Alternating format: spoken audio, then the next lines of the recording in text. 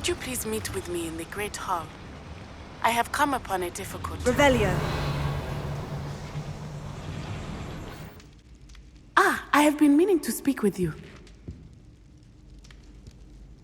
I still can't believe we escaped the Ashwinders. You may not realize it, but you are the talk of the school since you saved me that day. I wonder how everyone knows about it. I told my mother in the hope that she would be more forgiving of what I have been up to if it came from me. She likely told other professors, and news travels quickly. Unfortunately, she might, in fact, have been even less forgiving than I'd hoped.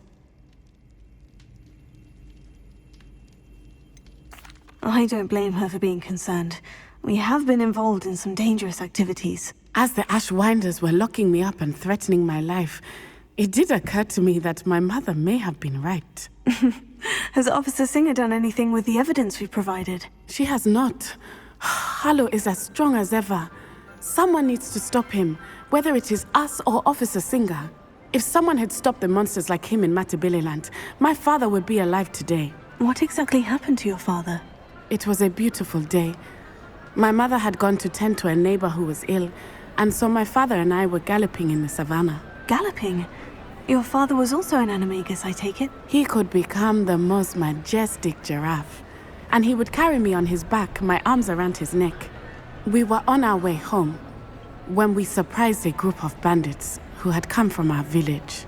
One of them saw me just as he removed a scarf from his face. He shouted and then aimed his rifle. He didn't want you to identify him. Exactly. In an instant, my father bowed his neck to protect me and was hit. As he fell, my father changed back into his human form. When the bandits saw this, they turned and ran in fear. Magic terrified them, and then he was gone. And it was all my fault. Your fault? How so? He died protecting me. If I had been capable of protecting myself, he would still be alive today. My mother and I tried to go on without him, but it became too much for us there. A few years later, we left to come to Scotland.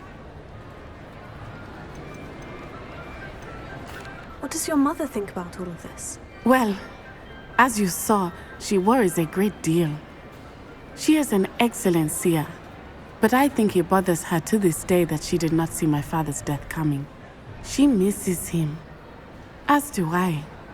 So I believe on some level she understands my need to seek justice in a small way. But that does not mean that she likes it. Do you think taking down the Ashwinders will avenge your father's death? No. Vengeance is not what drives me. My father would not want that. He and my mother raised me to believe that it is a privilege to be able to fight for those who cannot. I know there is risk involved, but I feel it is worth it. I am glad you seem to think so too. Do you think your father would approve of the things we've been doing? Oh my, that is a good question. In theory, yes. Although he would worry as my mother does. But I think he, of all people, would understand my persistence. My father never shied away from a fight for good, no matter how ruthless the foe. And I think he would have enjoyed knowing that I had a compatriot like you. I'm sorry, Natty. I can't imagine what you've been through. Your father sounds exceptional. He was. Truly extraordinary. And thank you for your kind words. We all have our burdens. My father had a saying about that. Yes, I remember. Rain does not fall on one roof alone. Exactly. Soon you and I will put an end to the Ashwinders, beginning with Harlow. And once he is gone, we will turn our attention to Rookwood. We are making progress, and we will succeed. Thank you again for saving me. You deserve all of the praise you have received.